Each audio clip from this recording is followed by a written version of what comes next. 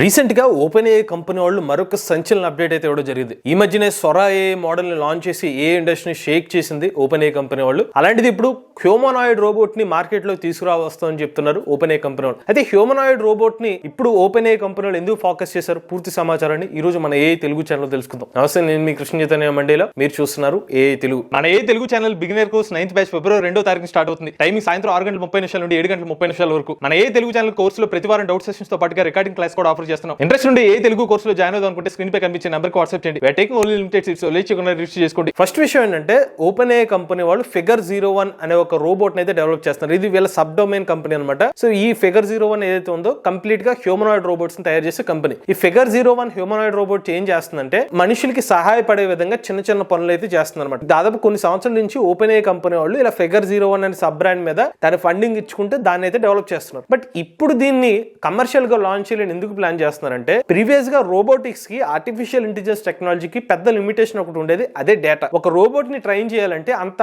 చిన్న ఆషామిషి విషయం అయితే కాదనమాట. నార్మల్ గా ఒక చిన్న బుల్లి రోబోట్ కి లాట్ ఆఫ్ ఇన్స్ట్రక్షన్స్ అయితే ఉంటాయి. ఆ ఇన్స్ట్రక్షన్స్ ఆధారంగానే ఆ రోబోట్ ముందుకు కాల్ వేయాలా వెనక్కి కాల్ వేయాలని చెప్పి ఆ ఇన్స్ట్రక్షన్ తో వర్క్ చేస్తుంది. బట్ ఇప్పుడు హ్యూమనాయిడ్ రోబోట్ అంటే అర్థం ఏంటంటే ఆల్మోస్ట్ మనిషి లాంటి చేసే పనుల్ని రోబోట్స్ చేయగలిగితే, బట్ దాని కంట్రోలింగ్ ఆప్షన్స్ ఏ ఉండవు. అంటే ఇప్పుడు ప్రీవియస్ గా ఉన్న రోబోట్స్ ఏంటంటే పలానా ముందుకు వెళ్ళాలంటే ముందుకు మాత్రమే వెళ్తుంది, లేదు తానుగా డెసిషన్ తీసుకుని రైట్ సైడ్ కి వెళ్ళలేదు అనమాట. సో దానికి ఉన్న లిమిటేషన్స్ అన్ని కూడా హ్యూమనాయిడ్ రోబోట్స్ లో అయితే మారిపోతాయి. ఈ హ్యూమనాయిడ్ రోబోట్స్ లో ఆర్టిఫిషియల్ ఇంటెలిజెన్స్ టెక్నాలజీని ఉపయోగిస్తారు. సో ఈ ఏఐ టెక్నాలజీని ఇంటిగ్రేట్ చేయడం ద్వారా మాత్రమే రోబోట్స్ మనుషుల ఇన్స్ట్రక్షన్స్ అవసరం లేకుండానే చుట్టుపక్కల ఉన్న ప్రాంతాలని గుర్తించుకుంటూ తానుగా ముందుకు వెళ్ళాలా వెనక్కి వెళ్ళాలా మాట్లాడాలా లేకపోతే డిఫెండ్ చేసుకోవాలా, ఇవన్నీ కూడా ఓన్ గా డెసిషన్ చేయగలుగుతాయి అనమాట.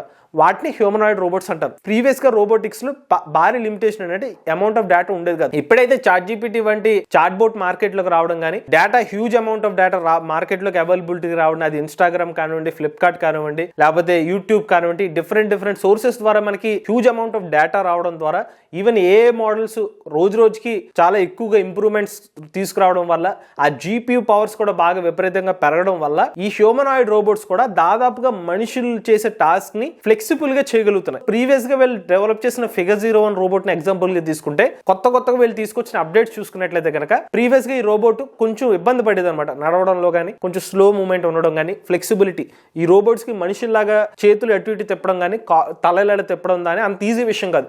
ఇలా తిప్పడానికి కూడా బోల్డెన్ ప్రోగ్రామ్స్ ఉంటాయి లోపల. సో ఇవన్నిటిని బై డిఫాల్ట్ గా ఏ టెక్నాలజీతో ఇంటిగ్రేట్ చేయడం కోసం చాలా అమౌంట్ ఆఫ్ డేటాను యూస్ చేసి కంటిన్యూస్ గా ట్రైనింగ్ చేసి దానికి ప్రతి నెల ఇంప్రూవ్మెంట్ చేసుకుంటా ఫైనల్ గా ఇప్పుడు ఆల్మోస్ట్ కమర్షియల్ లాంచ్ కి రెడీ అవుతున్నారు. అలానే ఈ రోబోట్స్ ముఖ్యంగా దేంట్లో ఉపయోగించబోతున్నారంటే ఫిజికల్ వర్క్స్ చేయడం కోసం, అలానే లాజిస్టిక్స్ డిపార్ట్మెంట్ లో వర్క్ చేయడం కోసం దీన్ని యూస్ చేసే అవకాశం ఉంది. ఫిజికల్ వర్క్స్ అంటే అర్థం ఏంటంటే, ఇప్పుడు మన ఇంట్లో పెద్దవాళ్ళు ఉంటారు.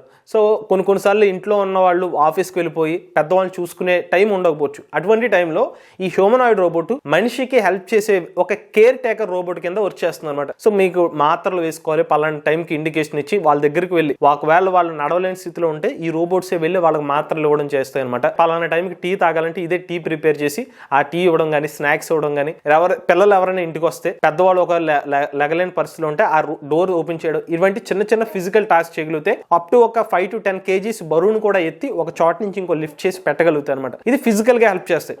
రెండోది లాజిస్టిక్స్ పరంగా ఎలా హెల్ప్ చేస్తుందంటే, ఇప్పుడు మనకి ఫ్లిప్కార్ట్ కానీ, అమెజాన్ వంటి మనకి ఈ కామర్స్ కంపెనీస్ లో ఏమవుతుందంటే రోజుకి కొన్ని లక్షలాది ఆర్డర్స్ అయితే వస్తాయి. ఈ ఆర్డర్స్ అన్నిటిని కూడా లాజిస్టిక్ డిపార్ట్మెంట్ లో పలానా ఈ పర్టికులర్ ఆర్డర్ ఏ డిపార్ట్మెంట్ కి వెళ్ళాలి, ఏ పిన్ కోడ్ కి వెళ్ళాలని వాళ్ళు దాన్ని సార్టింగ్ చేస్తూ ఉంటారు. ఇటువంటి విభాగంలో ఈ రోబోట్స్ ని పెడతా ఉంటారు. ఇవే ఆటోమేటిక్ గా స్కాన్ చేసుకుని వేరే చోటకి ఈ పలానా పార్సిల్ ఎక్కడికి అని చెప్పి దీని మైండ్ లోనే చాలా క్యూఆర్ కోడ్ స్కాన్స్ ఉంటాయి కాబట్టి వాటిని స్కాన్ చేసుకుని ఏ డెస్టినేషన్ కి ఏదని సులువుగా చేయగలుగుతాయి అనమాట. సో మోస్ట్లీ ఏంటంటే ఇవి మనుషులకి హెల్ప్ చేసి టైం ని సేవ్ చేసే విధంగా, కంపెనీస్ కి డబ్బులు ఆదా చేసే విధంగా ఈ రోబోట్స్ అయితే రాబోయే రోజుల్లో హ్యూమనాయిడ్ రోబోట్స్ మీద భారీ ఇన్వెస్ట్మెంట్స్ పెట్టే అవకాశం ఉంది. నాట్ ఓన్లీ ఇప్పుడు ఫిగర్ 01, టెస్లా వంటి కంపెనీ వాళ్ళే ఆప్టిమస్ ఏ రోబోట్ ని డెవలప్ చేస్తున్నారంటే దానికి కారణం ఇదే. భవిష్యత్తులో మన వర్క్ ఫోర్సెస్ లో కూడా, అంటే మన వర్క్ చేసే ఆఫీస్ క్యాంపస్ వద్ద కూడా చాలా వరకు పనుల్ని రోబోట్స్ ని రీప్లేస్ చేసే అవకాశం ఉంది. అంటే అవే చిన్న పనులు అవి చేసుకుంటూ వెళ్ళిపోతాయి అనమాట. సో 24 hours అది కంటిన్యూస్ గా వర్క్ చేస్తూ ఉంటాయి, లేకపోతే ఛార్జింగ్ పెట్టుకుని వర్క్ చేస్తూ ఉంటాయి. మన అలవాటు పడిపోవడం ఉండాలన్నమాట. అనమాట.